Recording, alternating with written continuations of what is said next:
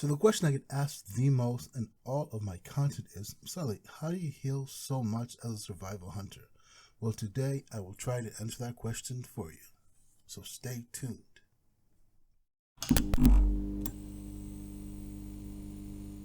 Due to the subpar skills of this gamer, your discretion is advised. Welcome guys, welcome back to the channel. I am Sully. So, you are trying to set up your survival hunter for maximum survivability. That's my go-to PvE build, by the way.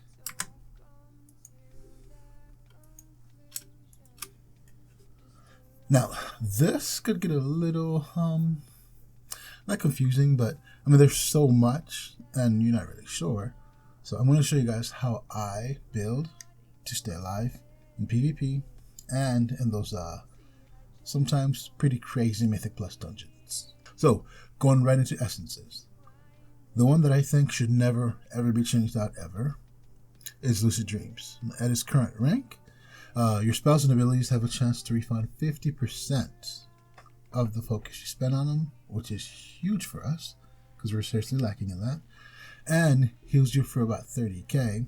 Now, when you get other boss lined up, it's around 50-60k, and gives you a ton of versatility for 8 seconds. Right now it's 444. Now, versatility and haste is massive for survival hunters. Massive. That's what keeps you going. Alright? And you're going to notice a theme here too. Breath of the Dying. So when this came, it like stole the show.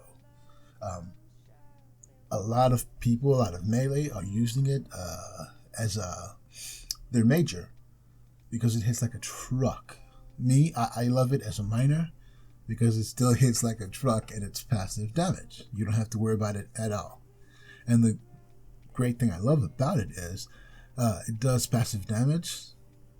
It'll crit for over 100k, like just passively, which is crazy. But what it does is it heals you for 50% of the damage taken. So again, more passive healing. One of my all-time favorites, and I use this as my major. I know a lot of other people use Breath of the Dying, but I like this instead. It's Crucible of Flames. It puts a dot on your opponent. It does passive damage. And again, it heals you passively.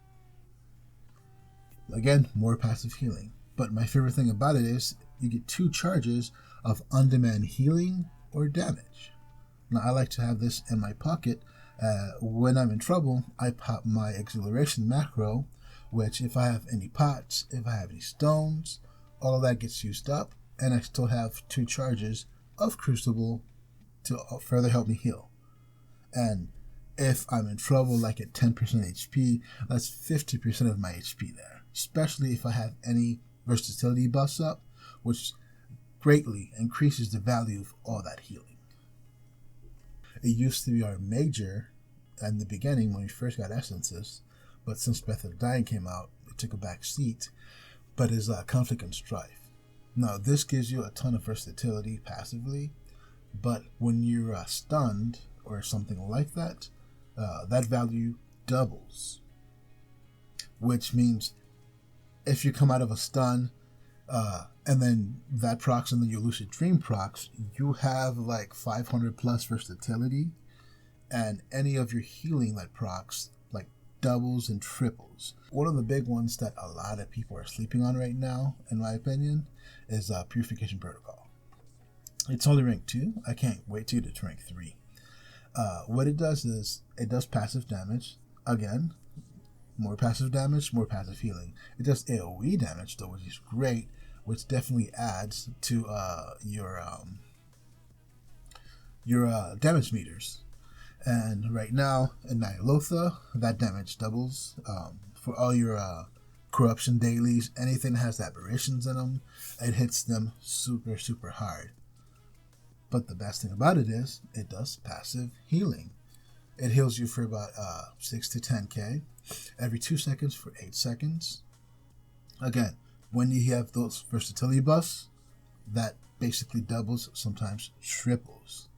Now, this is what our mastery should be, which is a great segue into our mastery, which is Spirit Bond. Spirit Bond used to be a passive ability for our hunters way back in the day. It used to heal you quite a bit as long as you had a pet active. It was phenomenal. And Blizzard just decided to make it our mastery as survival hunters. Now, unlike those other classes like rogues, druids, arms wearers, whose mastery affects their damage directly, it's extremely potent for them. I mean, they get great value out of it. Us, not so much. Even the healing part is a joke. When you have 500k HP, and you're healing for 1.7% of that HP every 5 seconds, let me show you guys.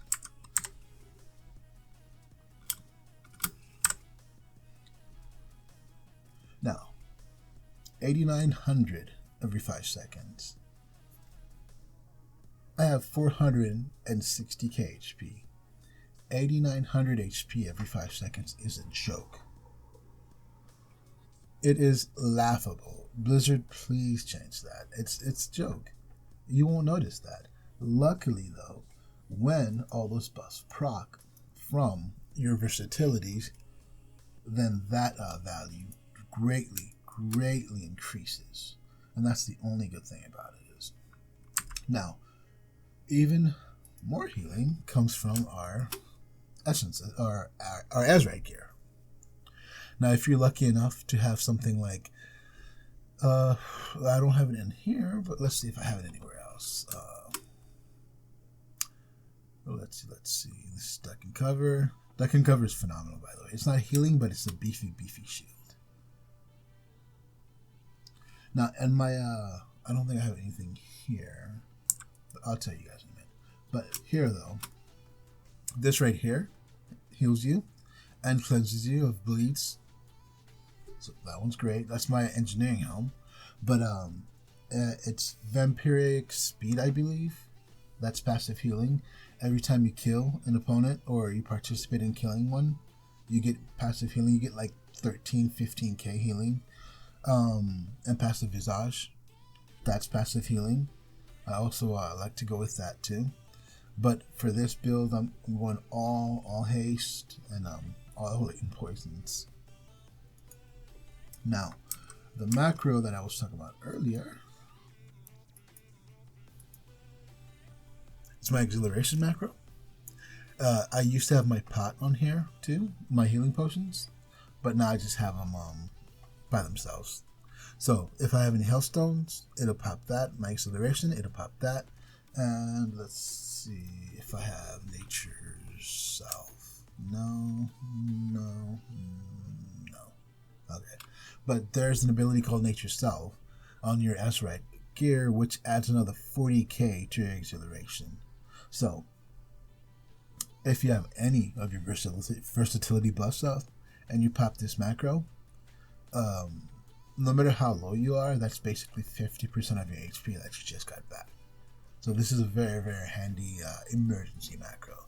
Because the only reason you're popping exhilaration is because you're in trouble. So when you have all of that right there on hand, it's really great. It's really great. It's a safety net. So this is about it. That's how I survive. This is how I set up. So there's a clip I'm gonna put in the description. I want you guys to check it out. It's me versus a demon hunter. Now, survival hunters, in my opinion, built for a long fight. Because we don't do like a ton of damage up front. We have to ramp it up slowly with our poisons and stacking mongoose. Now, we're built for a long fight offensively, but defensively, not so much. So it requires a lot of experience, a lot of fancy footwork, and really knowing your abilities to slow some of that damage down to survive long enough to score a kill. This clip is a perfect example of that. It definitely make my point. We do have a ton of potential, but I am seriously concerned going into Shadowlands when all of this stuff goes away. How are we going to survive? So I'm hoping that abilities like Duck and Cover, abilities like Shell Shock, even Survival Tactics, which is an honor ability, I really hope that they get worked in to being baseline somehow. We'll get work done into our feint, get work done into our exhilaration, with like Nature Salve as well. So it can really amp up our defense, because we're seriously lacking in the defensive department as survival hunters. And this setup too, all this essence setups, is great for whatever spec of hunter you are. It'll definitely skyrocket your survivability if you pay attention to these essences. Just a ton of versatility and a ton of passive healing. So guys, check out the channel. There's a ton of content on there, a ton of hunter content. If you have a question, let me know. If you want me to do another video, let me know. But if you have a question, I promise you there's probably already a video addressing that situation for you. So thank you guys for watching, and I will see you in the next one.